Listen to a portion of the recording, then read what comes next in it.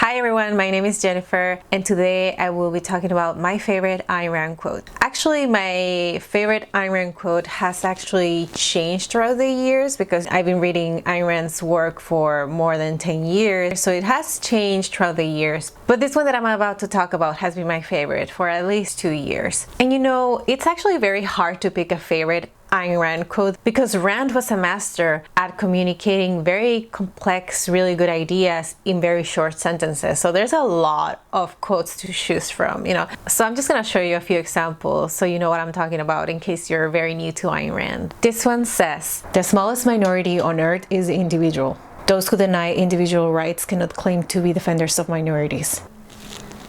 I mean, how could you communicate such a complex idea in such a short sentence? Okay, the last one is, "Every man builds his world in his own image. He has the power to choose, but not the power to escape the necessity of choice." You know what I'm talking about? Like, all of her quotes are so great that it's really hard to choose, but I do have a favorite. And my favorite quote is from an essay in this book, The Return of the Primitive, the Anti-Industrial Revolution. And it's from the essay called The Inexplicable Personal Alchemy. So let me read this to you. It's a slightly edited version of the quote. "This injustice or terror or falsehood or frustration or pain or agony is the exception in life, not the rule. Somewhere on earth, a proper human way of life is possible to human beings, and justice matters. And justice matters. A proper human way of life is possible to human beings." Okay, so now I want to tell you why I like this quote so much. But you need to know that what I'm about to say is what the quote means to me personally. I'm not saying this is what Ayn Rand meant by it. I'm just saying this is what the quote means to me, how it inspires me. So please don't be like, Ayn Rand did not mean that. This is just how the quote inspires me, okay? So this quote makes me think that even though, yes, there is a lot of evil in the world and irrationality, I think there is a lot more good in the world than there is evil. And therefore, the good will eventually win in most circumstances. And why do I say this? Because for me, the good is the rational, you know, and the evil is irrational. And I think rationality and reason have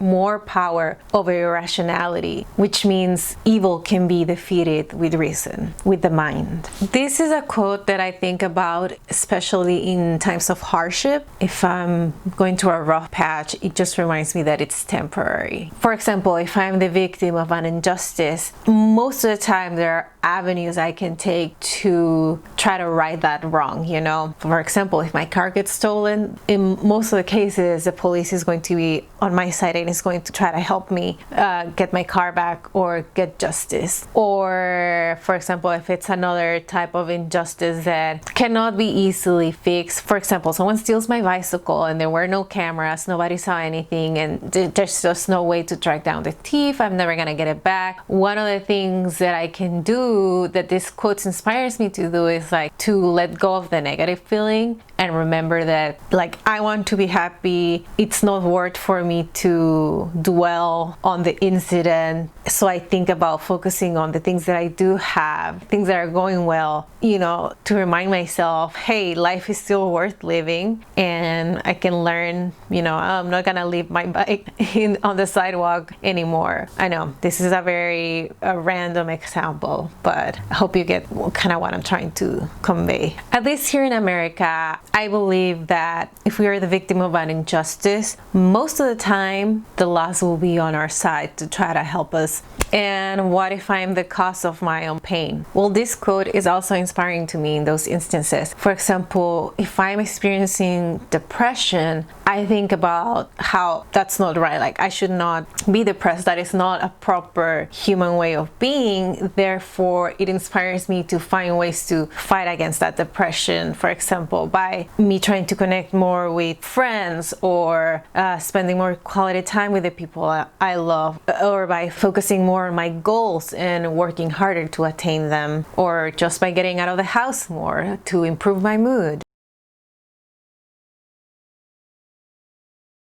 And actually, I've also been thinking of this quote a lot during this pandemic, this quarantine, because I just think that even though the pandemic has taken a lot from us, it is temporary, and we will get to a point where we're experiencing a better quality of life. And one of the ways that I still have a lot of hope for that is because I believe in the human capacity. I believe in all those scientists that are right now working really hard to try to get a vaccine or developing medicines that they're gonna help people when they get sick with COVID.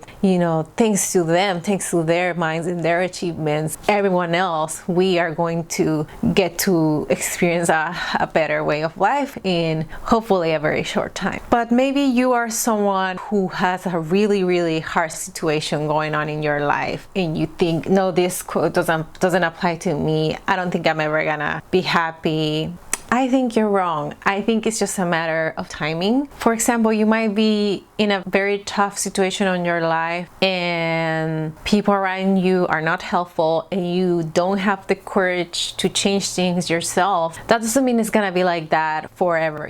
One day you will get the courage to change things. One day you're going to have the courage to choose your happiness and leave and change things. Essentially, this quote makes me think that while there are a lot of things I cannot control, there are a lot of things I can control. For example, I cannot control how much I get taxed, and I'm probably gonna pay taxes for the rest of my life. But on the other hand, I'm still free to choose who I want to spend time with, what kind of work I want to do, how I spend my free time, what things I can do to build my self-esteem and to improve my mental health. There are still a lot of things in my control that I can do to improve my way of life overall. And it's probably different for people who live in third world countries, but even for people who live in very oppressive countries, I think they can still have hope that if they use their mind, they'll be able to improve their situation greatly. In conclusion, this quote reminds me that we as human beings have a lot of agency to fight against injustices and things that are wrong.